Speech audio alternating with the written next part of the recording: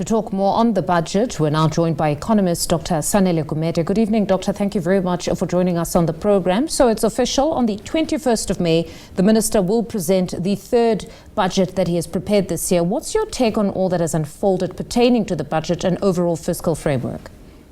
Good evening. Good evening to the viewers as well of the latest edition. Yes, we now heard that the budget is going to be tabled later this month, the 21st of May. A new budget with all this has happened here in our country. It's a very unprecedented way, and no one has seen this. We've never seen this, where the government tries it for the third time to deliver a budget where we have never seen it.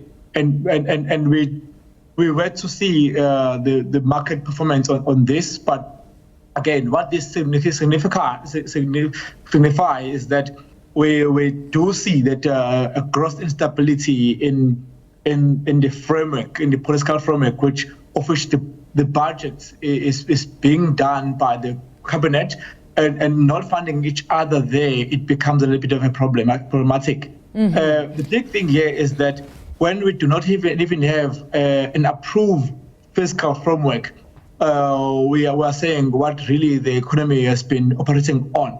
One is that the budget is to say, even we know the financial year end of government is starting from the 1st of April each year, and we are end of April now.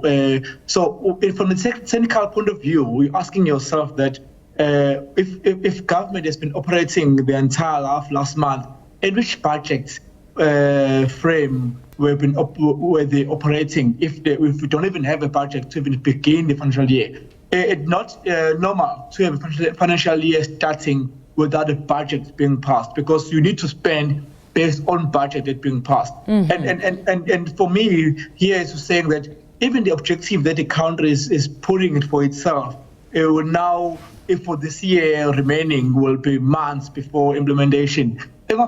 Once the budget is tabled on the 21st of May, if it's going to be tabled, because now we know that it can change the date of presentation, we still need to debate it in Parliament before it gets approved. So where we worry is that if that budget is going to be tabled on the 21st of May, if it's going to be approved by Parliament, and the effective date of it is yet to be delivered, of course, from the budget, that's when that one is going to be delivered.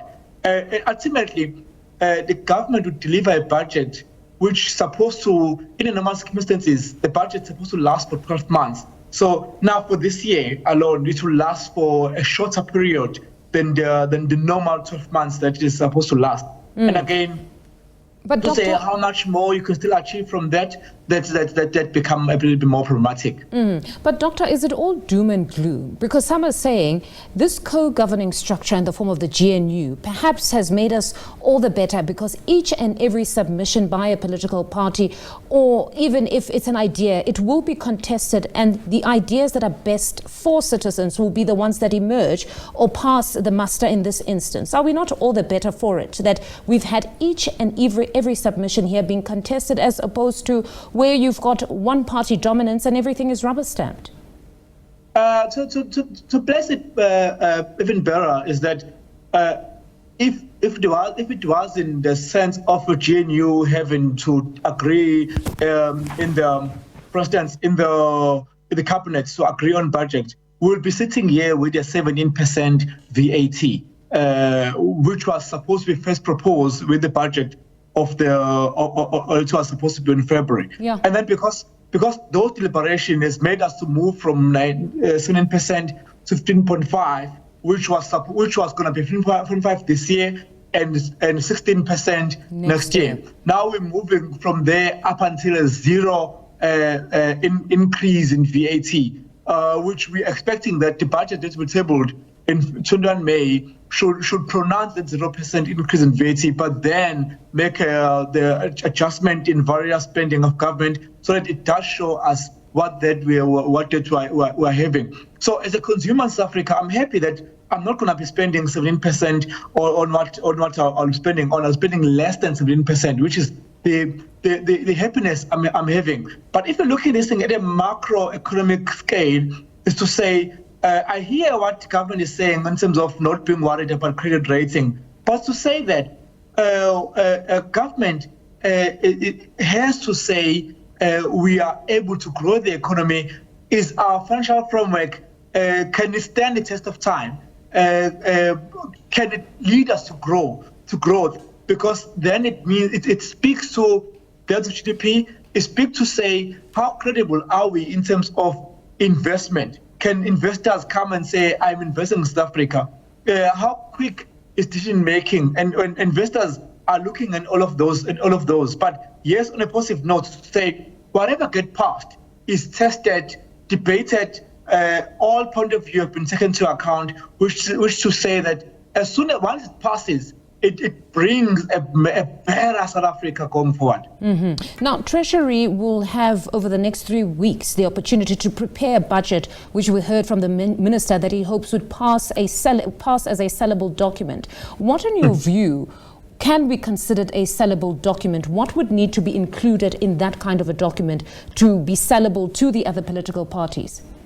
Yes, one thing is the budget, because it's not just the budget, it's also it's an indication on how the economy can grow and can boost its growth. We shouldn't be worried, we shouldn't be happy with the 0.7% or 1.7% increase in GDP. We should be saying, what does this budget tries to do in order for us to boost growth going forward?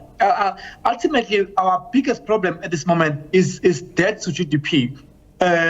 Because we have high debts and low growth, we then are facing that, and then who else suffers is unemployment. Unemployment level and suffers in the economy because our focus is no longer where it's supposed to be. Government is supposed to work out on how job creation is happening, how investment is coming in, so that we have growth that we could be sustainable going forward. But we're not there because our minds are with debt to GDP. Ultimately, we want to grow our economy so that investors can invest in our country. Without the growth which is credible and we can trust that South Africa can provide growth, investors won't come to our country. We'll invest only if they know that there'll be growth. And once that happens, we know that the burden of employment will shift eventually from government toward more a private sector. Yeah. If you look at the investment in the past 10 years, our investment spending from government has gone down a lot. We now, from the past 10 years, we're looking at about 11.3%, and now we're looking at about 7%, 8%, if we look at the split between what government is spending on.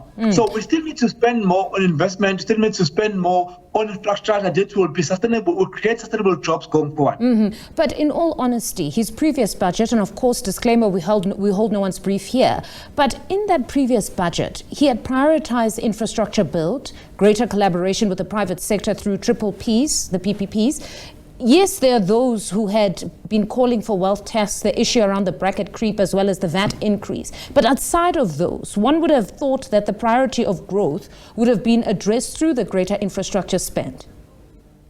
Yes. Okay. If you look at the budget speech and what he has said, it says so. What I privilege of looking is if you look at the actual budget that give us splits. When you look at this budget review document that they also publish as the budget, you start seeing that exactly the trend is not showing. Even if you look at the medium term, it's not even going to reach 9%. The difference is between what I spend, what government has on money, what they spend on current consumption, and versus what they spend on infrastructure. I think they still need to do more there.